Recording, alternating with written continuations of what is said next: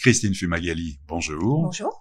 Présidente du réseau Orpi. Avec vous, nous allons faire un tour d'horizon de l'actualité du marché de l'immobilier. Et tout d'abord, vous sortez une étude très intéressante sur vos clients avec de nouvelles tendances qui apparaissent, et notamment sur l'investissement locatif. Exactement. Nous avons fait un sondage sur les transactions réalisées en 2019 et nous apercevons que 21% de ces transactions sont destinées à l'investissement locatif. Avec également une évolution du profil de ces investisseurs, on constate que les investisseurs sont plus jeunes, plutôt un profil de primo-accédants.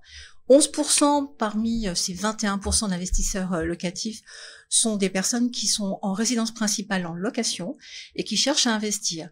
Alors c'est vrai que le marché et le niveau des taux favorisent l'accession et plutôt l'accession des primo-accédants, avec également pour eux une démarche qui n'est pas une démarche spéculative, ça je tiens à le préciser, oui, mais plutôt une démarche de prudence, c'est-à-dire on se constitue un apport pour plus tard, on constitue une retraite.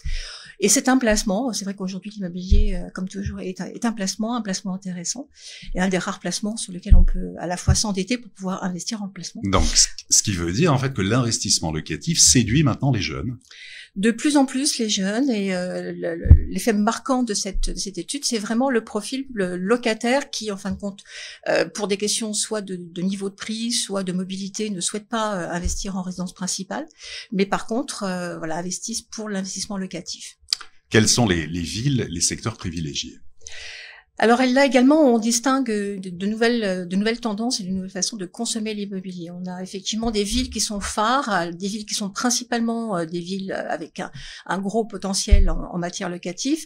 On peut parler de Lille, de Reims, de Rouen, qui sont également des villes sur lesquelles aujourd'hui on peut aller investir en ayant un loyer qui soit supérieur à la mensualité quand on prend un emprunt sur 20 ans. Si je prends en Lille, par exemple, on est à 100 € de plus sur un studio de 25 mètres carrés. Donc ça, ce sont des éléments phares. On a également une tendance qui se dessine très nette, qui est sur des villes plus chères, font partie des villes qui ont le plus augmenté ces dernières années.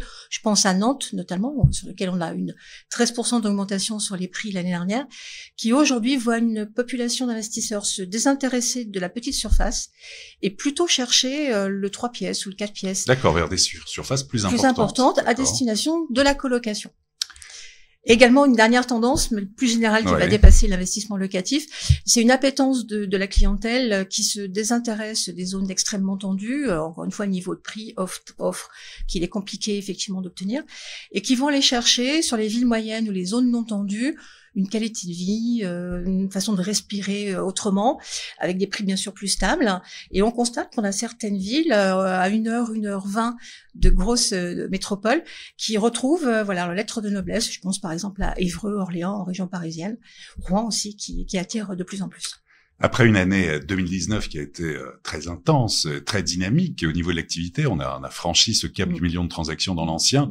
Quels sont pour vous les indicateurs clés pour l'année 2020 ? Est-ce que tout d'abord ça va continuer comme ça ? On va avoir le même dynamisme sur le marché, ou ça risque de se tendre ?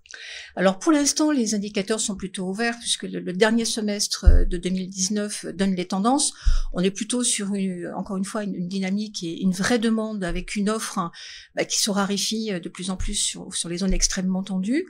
Dans la mesure où les taux d'intérêt ne laissent pas présager aujourd'hui, en tout cas, de hausse conséquente, il n'y a pas de raison que ça change. Une vigilance, somme toute, on a entendu ce que le gendarme, effectivement, des places financières indiquait, en disant attention à ne pas dépasser, à resserrer vers l'emprunt, à ne pas dépasser le 33% et à ne plus aller jusqu'à 30 ans. Voilà, l'impact risque effectivement de se faire sentir, sachant que dans les zones extrêmement tendues, on a une telle demande que là, il y aura, à mon avis, aucun effet sur 2020.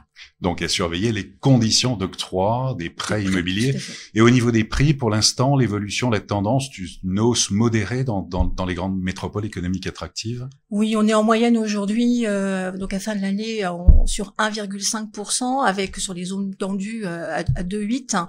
Donc on table pour l'année prochaine sur une hausse qui va se situer, on va dire, entre 1,5 et 2. Je pense pas qu'on dépasse les 2. Très bien. Sur le reste de l'actualité de l'immobilier, on a envie évidemment de vous entendre sur le projet de loi du député Michaël Nogal, sur le dépôt de garanties confiées à des professionnels, sur la limitation du nombre de garants, sur les garanties de loyer impayés. Qu'en pensez-vous? Alors, le projet du député de Nogal est plutôt accueilli par Orpi comme quelque chose de positif, puisqu'il recentre le professionnel au cœur même de la relation bailleur-locataire.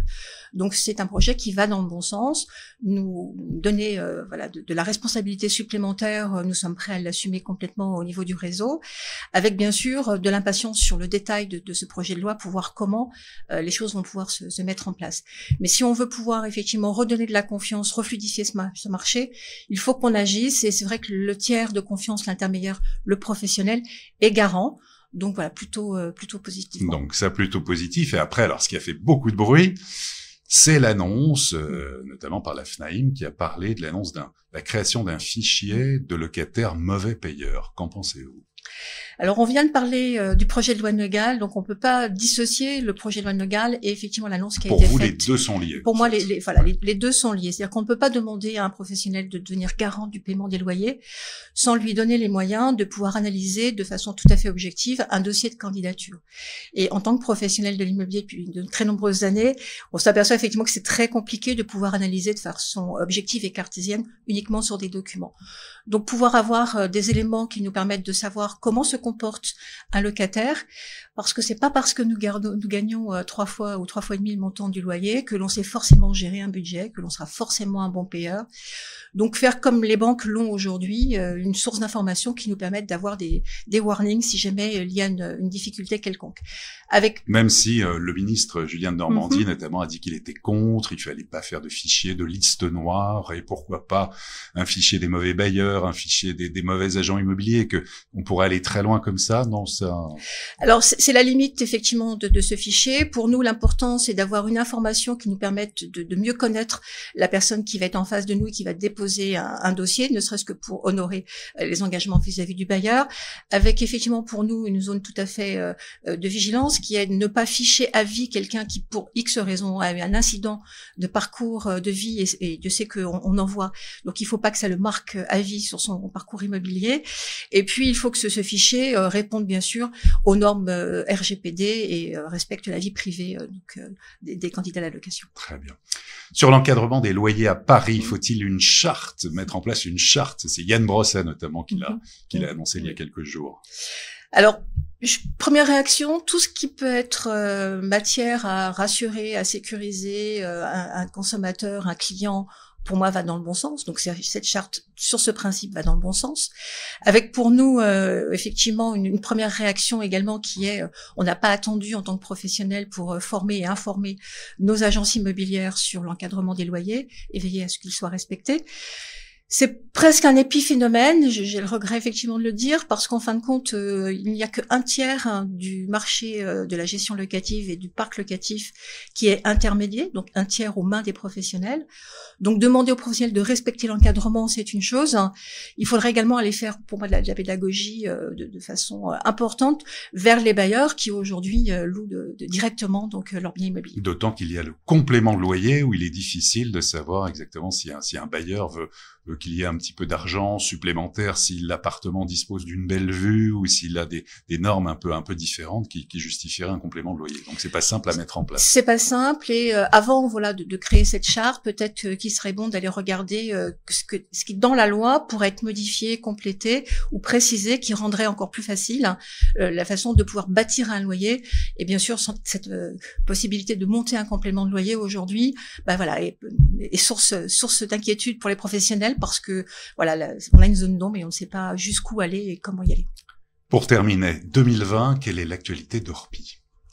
Alors 2020, l'actualité d'Orpi va être tournée sur une grosse campagne de recrutement, puisque nous avons mis en place une marque employeur que nous allons lancer à grand renfort de communication au printemps, avec un objectif de recruter tant bien sûr à la fois de nouvelles agences immobilières dans notre réseau, mais également nos collaborateurs en agence. Voilà, puisque globalement Orpi tous les ans a un projet de recrutement entre 800 et 1000 collaborateurs.